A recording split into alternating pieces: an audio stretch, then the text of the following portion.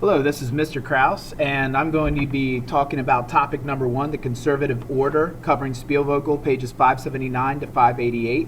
If you get a chance, do look at Spielvogel because it is good reading, especially for the age following Napoleon.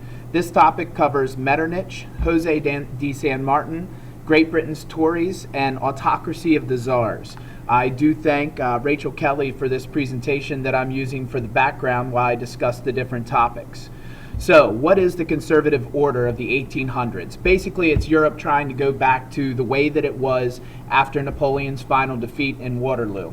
Its goals were to contain the revolution and reestablish aristocracy throughout Europe and to preserve conservatism, basically trying to get Europe back to the way things were. You can't understand the conservative order of the 1800s without understanding Metternich. Metternich was the leader of the Congress of Vienna. He was an Austrian, and he wanted to reinstate monarchies throughout Europe. He was very Machiavellian in his methods of trying to do so, and he wanted a principle of legitimacy and leadership in Europe, basically stating that people had to be born into power. He wanted to also censor religion and political freedom throughout Central European countries, especially Austria and Prussia and the parts of France that were taken over by the Congress of Vienna. And this was known as the Metternichian system. Metternich's beliefs, of course, once again, religious censorship, political censorship, suppression of revolutionary movements, basically anything that was anti-enlightenment. He wanted to stop the spread of liberalism and crush it with an iron fist and restore balance of power between the monarchical families of Europe. Next, Jose de San Martin. He was a liberator of Chile in 1817. And he helped them, Latin America, achieve Enlightenment ideals and achieve freedoms by 1825.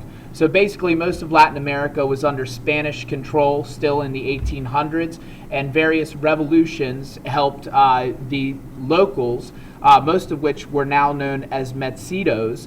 They were mixed, miscegenated races between Spain and Europeans, known as mestiços, and he helped the mestiços, or the locals now in South America, achieve independence.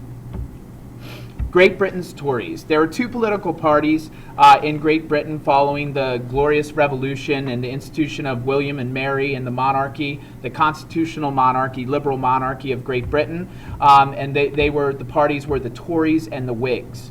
The Whigs actually were supporters more liberal than the Tories, which kind of is opposite of what it sounds with Whigs. You think of monarchy and long hair.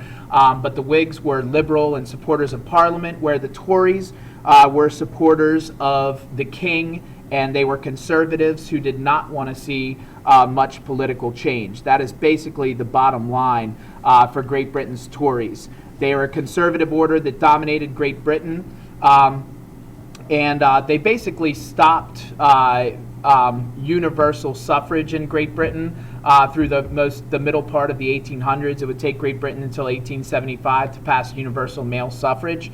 And the Tories did help with industrialization in Britain. They were part of the government faction, although they were conservative.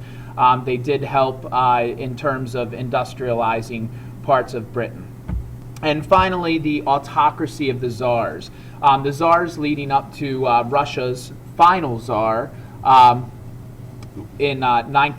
with the 1917 overthrow and the Bolshevik Revolution were Alexander I and Alexander II, followed by Alexander III, and Alexander II being assassinated.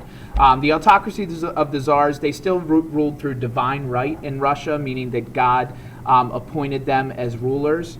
Alexander I was known as an enlightened despot or an enlightened leader who tried to pass several reforms, as you can see. I don't need to read those off of there. And basically helped to put down different rebellions, striking out at stricter Russian policies. Russia was definitely the most backwards in terms of liberal reforms in the mid and late 1800s. They attempted to maintain serfdom, although Alexander had some enlightened policies, he did continue the practice of serfdom.